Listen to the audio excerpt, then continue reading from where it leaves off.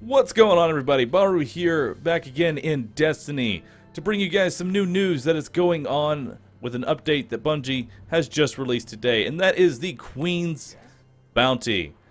So what is the Queen's Bounty? The Queen's Bounty is a new area unlocked in the tower, as well as some missions given out by this little robot dude. So every day you're going to have 6 new bounties that you're going to be able to work on. I've already completed 3 of these. I'm currently working on the other one, and there's others here as well. So these bounties are a mixture of PvE and PvP missions, as well as some strikes. So what do you get for completing one of these missions? You get some of rep that will give you an item. This item is called the Queen's Wrath and Queen's Orders. What this will do is it will send you a mission that you can select at the destination in the main menu, and it will take you on a story mission with a bunch of different modifiers on it, and you will get a guaranteed legendary at the end of it. There's also a vendor here that sells a lot of shitty gear. You can get to rank 2 and you can buy blue weapons, which really doesn't make much sense at all. Or you can buy some really cool class armor that looks like that. You can't even notice it. It's that. Ugh. But anyway, let's go ahead and go over what exactly are these guaranteed legendaries. So if we go ahead and head over to orbit here, we will see this. There's a new. You're going to have to complete one of these bounties first. You're going to have to complete one of these bounties first before you can actually get the Queen's Orders. But once you do, you'll notice a new little icon if you set your destination above the PvP, and this is called the Queen's Wrath. This is a level 24 story challenge, so you will not be able to access this until you are at least level 21, because mission will become impossible difficulty. Even though it is considered very hard and I'm level 29, these missions aren't actually that bad. You'll notice that there is an epic modifier on it, so you will have heavily shielded enemies, and they will be highly aggressive and appear in greater numbers.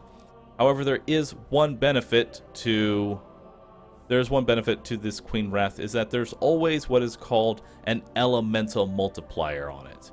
These elemental multipliers are on your guns.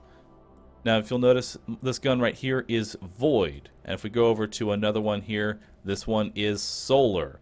If we go over to my LMG, these are Arc. These are very important things that you want to keep track of, because this will increase your damage significantly. This will also increase the enemy's damage by a significant amount. In fact, it's almost to a ×4. So if you are using a Void rifle, and they are talking about Void Burn, there's Void Burn, Solar Burn, Arc Burn. These burns, like I said, increase the damage by ×4. So as long as you're matching your weapons and your elements to the modifier that is actually in the game, you will be able to just mow through enemies, ignoring shields, ignoring whether or not they're actually a boss. I got to the point where I was dealing almost 10,000 damage with a sniper rifle and one-shotting every enemy in the game. And when we got to the end boss, I killed him in 3 hits. The Guardian ship was recently shot down here. Now, if we look at the modifiers there, you can kind of see them.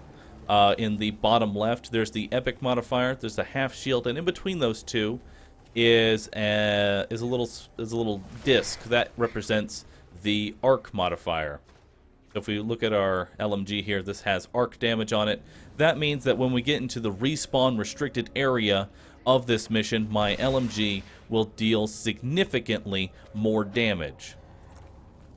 And one thing to keep in mind is that this mission is for Vandals, or the Fallen right now. Most Fallen enemies will be doing arc damage as well, so you will need to watch out for those type of things. The arc typically also has the homing property on them. Most of the dregs also have arc on their blades. The melee Fallen also have arc swords or katanas or whatever they're holding, so their melee will also be increased by a factor of 4. However, this is only active when you enter the respawn restricted area.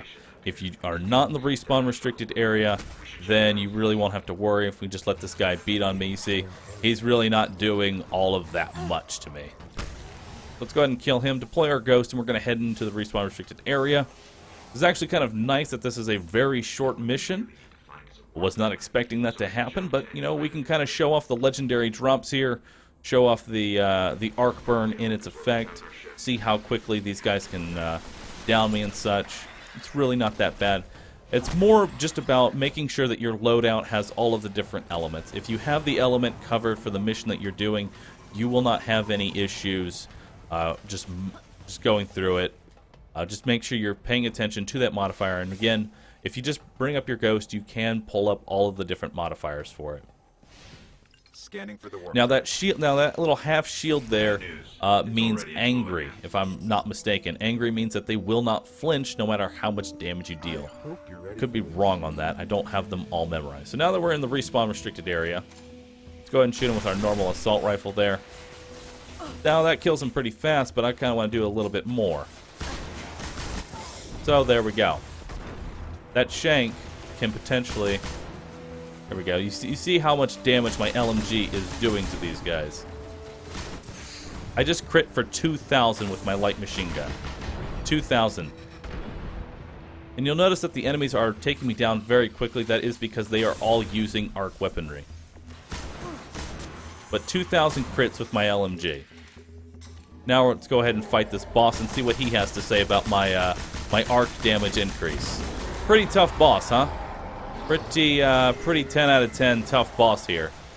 But like I said, as long as you are matching the element to the increased modifier, you will not have any problems.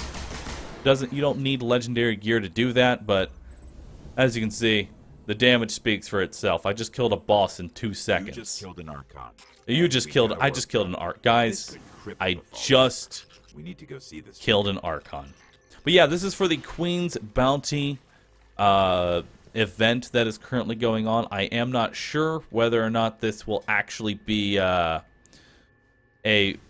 permanent fixture, but this is a guaranteed 5 legendaries a day if you do the bounty and then do this mission. In before this mission doesn't actually give me a legendary. That would actually be hilarious. There we go, a legendary helmet. Like I said, legendaries every single time. I hope you guys enjoyed this video. Don't forget to rate, comment, and subscribe. Keep it here for more Destiny content. I'll see you on the next video. But before I do, let's see. Does this helmet look cool? Does it look good? No, it looks like shit. Give me my Ascendant shards, damn it. Thanks for giving me 3 and not 2 this time. Thanks, game. I appreciate it. I won't yell at you now. Alright, guys. I'll catch you on the next video. Thank you for watching.